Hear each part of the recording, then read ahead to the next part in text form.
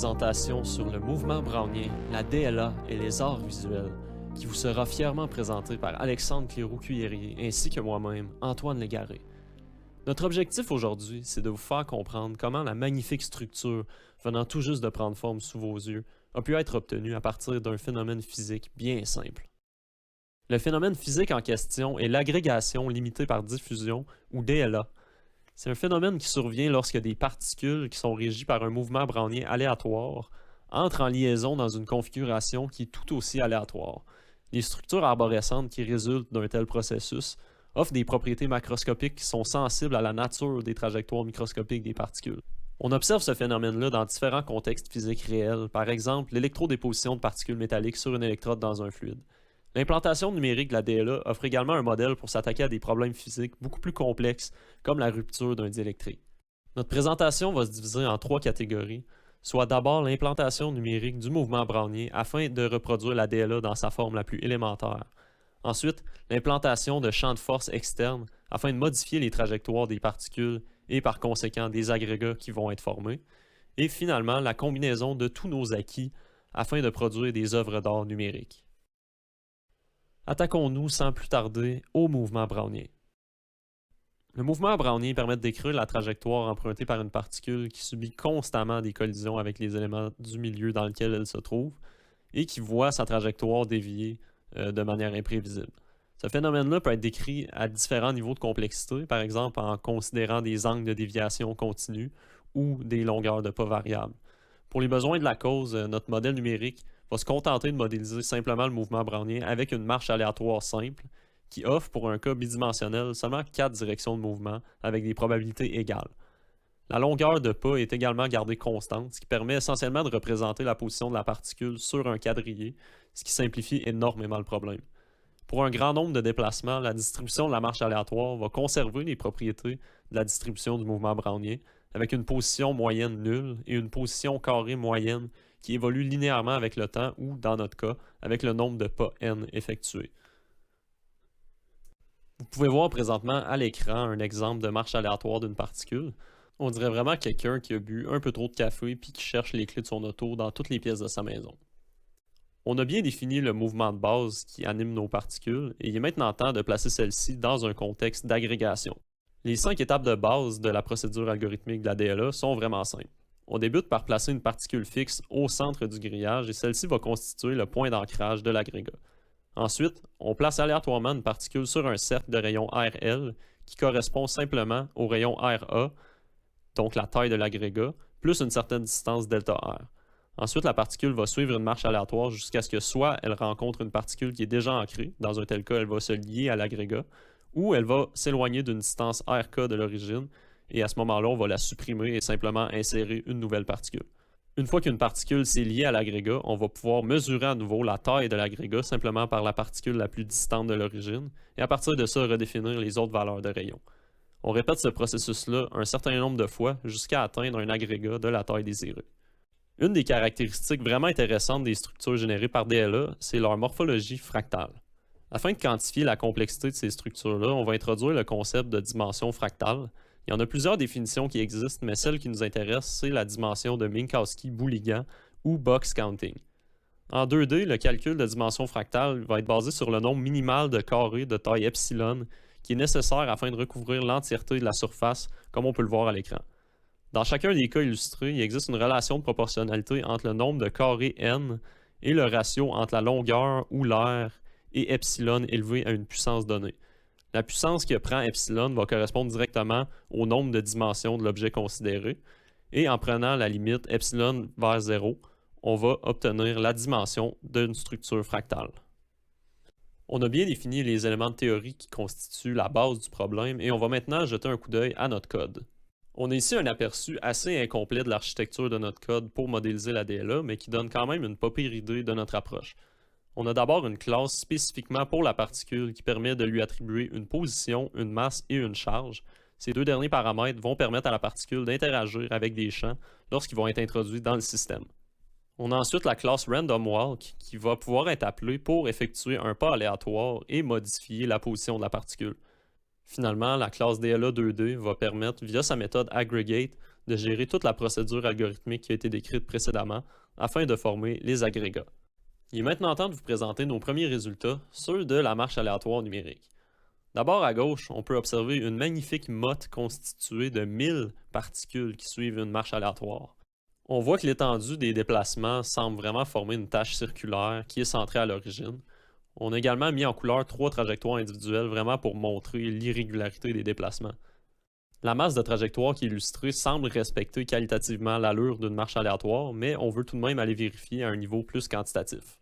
La figure à droite, totalement indépendante de la première, démontre les histogrammes des positions finales de 100 000 particules suite à 100 ou 1000 déplacements en une dimension. Les premiers moments des deux distributions semblent nuls, tandis que les deuxièmes moments semblent à peu près égales au nombre de déplacements correspondants. Si on revient vite sur la théorie, c'est exactement le résultat auquel on s'attendrait. On veut que les deuxièmes moments soient égaux au nombre de déplacements de la marche aléatoire.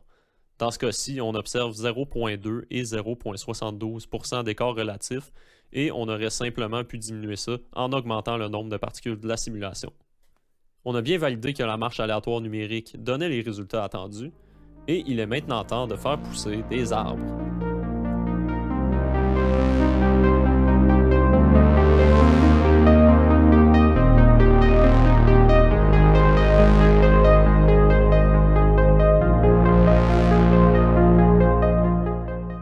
Revenons aux choses sérieuses. Vous voyez à l'écran une structure qui a été générée à partir de 5000 particules. À gauche, le gradient de couleur correspond au nombre de pas que chacune de ces particules ont suivi avant de se fixer à la structure existante. On remarque tout d'abord que les branches principales sont de couleur bien plus pâle que les ramifications. Afin de bien comprendre pourquoi, il faut se rappeler que chacune des particules apparaît de façon aléatoire sur un cercle de rayons approximatif à celui de la structure.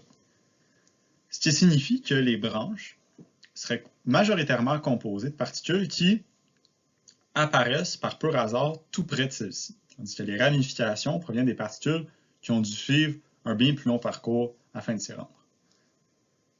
À droite, on a divisé toutes les particules en 4 groupes selon leur ordre d'apparition.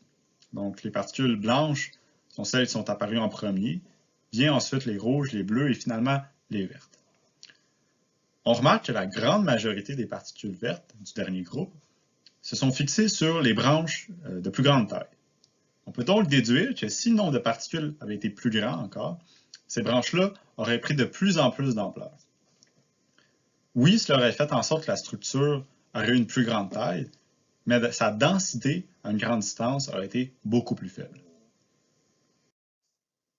On s'intéresse maintenant à l'influence qu'un champ externe pourrait avoir sur le mouvement brownien ou sur les structures DLA.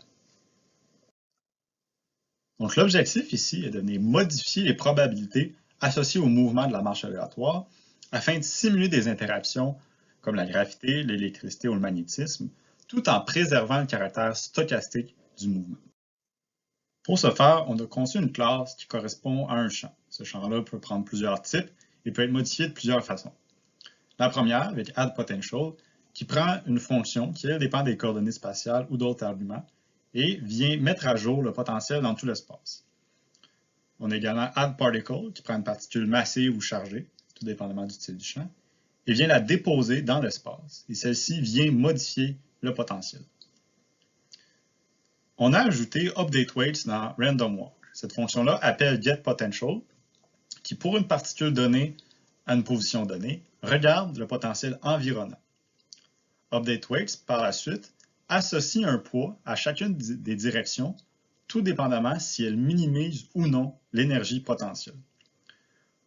Il est même possible de contrôler en fait à quel point le champ va venir modifier les poids associés au déplacement avec le paramètre FieldWeight.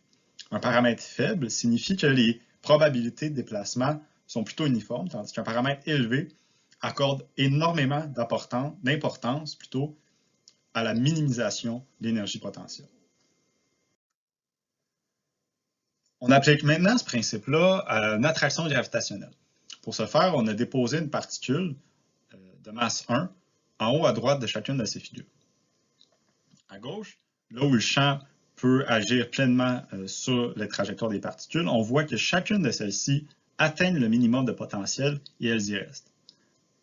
Lorsqu'on diminue l'intensité du champ de moitié, on voit qu'aucune particule a réussi à atteindre le minimum de potentiel, puisque leur distribution de probabilité des mouvements est encore très uniforme. Donc on voit qu'il y a une certaine tendance vers le minimum, mais c'est clairement pas suffisant pour l'atteindre.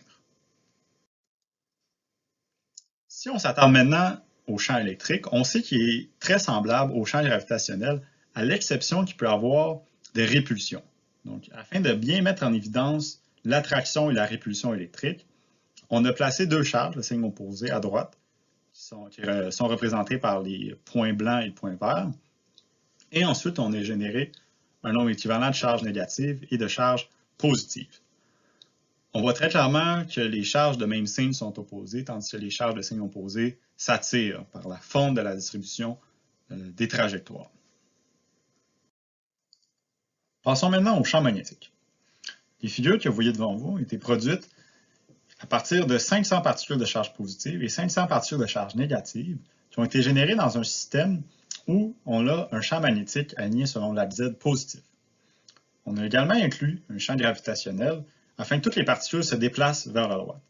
On sait que la force magnétique dépend de la vitesse vectorielle moyenne des particules, donc afin d'avoir une vitesse moyenne non nulle, on a dû induire ce mouvement pour bien voir l'effet de la force magnétique. Un autre aspect qu'on a analysé est sur comment on a calculé la vitesse moyenne. À gauche, la vitesse a été moyennée sur les 10 derniers déplacements, tandis qu'à droite, elle a été sur les 100 derniers.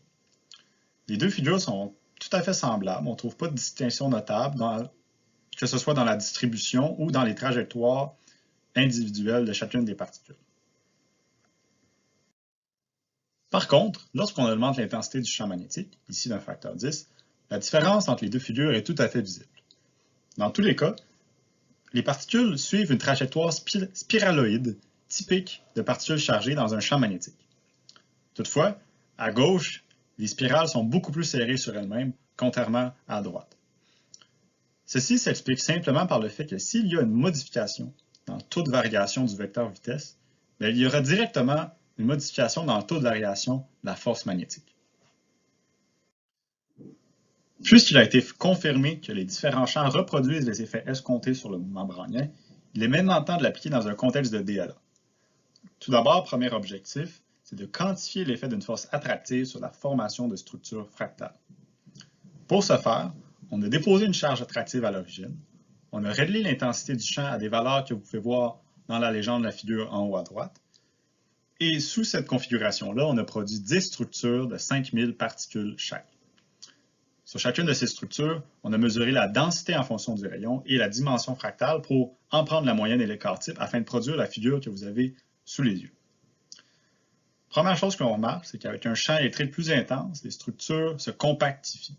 On peut déduire ça par la taille qui diminue et la densité qui augmente de façon nette. Ce qui est intéressant aussi de remarquer, c'est que la dimension fractale augmente avec l'intensité du champ. Afin de bien comprendre pourquoi on observe ce phénomène, on a généré deux exemples. À gauche, vous voyez une structure générée sous un champ un peu plus élevé, et à droite, une structure générée dans un champ qui a été diminué de moitié. On observe vraiment une différence de morphologie. À gauche, la structure est principalement composée de ramifications, tandis qu'à droite, il y a la présence de branches principales. Donc, on va faire un bref retour sur la dimension fractale et comment elle a été calculée. Alors, on a utilisé une technique qui s'appelle le box counting, et cette technique-là se base sur le nombre minimal de carrés de dimension infinitésimale nécessaire pour couvrir l'entièreté de la structure. Donc, plus qu'une structure va être complexe, plus qu'il y a de ramifications, plus que le nombre de boîtes pour la recouvrir va être grand. Et ça serait là la différence principale entre ces deux structures, c'est qu'à gauche, on ne retrouve pas des sous-structures macroscopiques comme les branches qu'on observe à droite. La compacité des arbres en présence d'un champ électrique s'explique de façon purement géométrique. Les particules qui subissent une force électrique radiale auront une trajectoire beaucoup plus rectiligne vers le centre qui sera moins susceptible de dévier et d'être interceptée par les branches. Ainsi, plus de particules vont pouvoir venir combler les trous au centre et faire de l'arbre un arbre plus compact. Finalement, la dernière force, la dernière interaction appliquée dans un contexte de DLA, c'est la force magnétique. À gauche, le champ magnétique est aligné selon l'axe Z positif, tandis qu'à droite, il est aligné selon l'axe Z négatif. On observe clairement une torsion qui est induite dans la structure, et cette torsion-là correspond bel et bien à ce qu'on pourrait s'attendre à partir de la règle de la main droite. Cette fameuse règle qu'on est tous si familiers, qu'on a tous si souvent utilisée au cégep, eh bien, ça nous dit en effet le bon sens de rotation, mais un peu plus que ça aussi, les résultats que vous voyez à l'écran concordent avec ce qui a été obtenu numériquement et expérimentalement par d'autres groupes de chercheurs. La torsion des arbres en présence d'un champ magnétique s'explique également en termes géométriques relativement simples. Dans ce cas-ci, c'est la rotation unidirectionnelle des trajectoires des particules qui va faire en sorte que celles-ci vont être beaucoup plus souvent incidentes d'un côté des branches que de l'autre, et ce de manière perpendiculaire à celle-ci. Comme ça, les branches vont croître beaucoup plus d'un côté que de l'autre, puis ils vont avoir tendance à dévier de leur axe radial. On arrive maintenant au moment le plus fun de la présentation, celui où on va pouvoir appliquer tout ce qu'on a vu jusqu'à maintenant dans un contexte purement artistique. L'objectif ici, c'est vraiment d'exercer un certain contrôle sur le hasard afin de générer des structures qui vont être esthétiquement plaisantes. Pour ça, on va prendre avantage de diverses propriétés des arbres, par exemple leur point d'ancrage, leur point d'insertion des particules par rapport au point d'ancrage. On va aussi pouvoir placer des charges attractives pour diriger les particules vers certaines régions particulières ou placer des charges répulsives pour en dévier le cours de leur trajectoire. Les différentes méthodes qui viennent d'être discutées ont été consignées dans une classe Python qui a été nommée pour l'occasion DLR. Cette classe-là est très semblable à DLA 2D et partage beaucoup de ces méthodes, mais a éliminé toutes les méthodes d'analyse scientifique afin de se concentrer principalement sur la création d'œuvres numériques. La classe est initialisée en prenant une image noir et blanc sur laquelle les points d'ancrage des particules ont été dessinés. On remarque également de nouvelles méthodes Load Spawn Points qui permettent de prendre une image sur laquelle les points d'insertion ont été dessinés. Ainsi, on peut initialiser notre système de DLA dans une géométrie beaucoup plus complexe que la classe DLA 2D l'aurait permise. Le premier exemple affiché à l'écran tire profit des différents points d'ancrage et d'apparition des particules afin de générer un dépôt uniforme de particules sur une surface. Derrière les coulisses, on retrouve une image beaucoup moins glorieuse qui a été faite avec le logiciel Paint. En noir, on retrouve les points d'ancrage de l'agrégation, tandis qu'en rouge sont les points d'insertion des particules. En répandant les points rouges de façon uniforme sur l'image, on s'assure que l'agrégation s'effectue également de manière uniforme sur les différentes surfaces. Finalement, en bleu, on peut définir une barrière que les particules ne pourront pas traverser, ce qui les empêche de contaminer les autres parties de l'image et accélère simplement le processus en supprimant les particules qui s'éloignent trop loin. Pour le deuxième exemple, on tire plutôt profit des différents champs de force pour générer la forme de notre structure. On a placé au centre une charge attractive et 4 charges répulsives de part et d'autre du centre, ce qui est venu créer des trous dans la structure qui nous rappellent vaguement des orbitales électroniques. Passons maintenant à un résumé des 20 dernières minutes. Le mouvement brownien, qu'est-ce que c'est? C'est une forme de déplacement stochastique qui peut être fidèlement modélisée par une marche aléatoire, comme on l'a démontré. L'agrégation par diffusion limitée est un processus basé sur la marche aléatoire permettant de former des structures fractales variées. Différents types de champs ont été implémentés afin de simuler des interactions et l'effet de ces champs sur les structures DLA a été quantifié. Les résultats qui en découlent semblent concorder avec ce qui a déjà été obtenu numériquement et expérimentalement par d'autres chercheurs. Grâce à toute l'information et les techniques qui ont été développées durant ce travail, on a pu démontrer le grand potentiel artistique des structures fractales générées grâce à l'agrégation par diffusion limitée. Toujours dans un contexte artistique, un module Python a été conçu pour appliquer de la DLA sur pratiquement n'importe quelle silhouette. Pour conclure, nous espérons que cette présentation a su vous rappeler l'importance de la beauté derrière les phénomènes physiques qui gouvernent notre univers. Au nom d'Antoine et moi-même, je vous remercie grandement pour votre écoute et on se dit à la prochaine.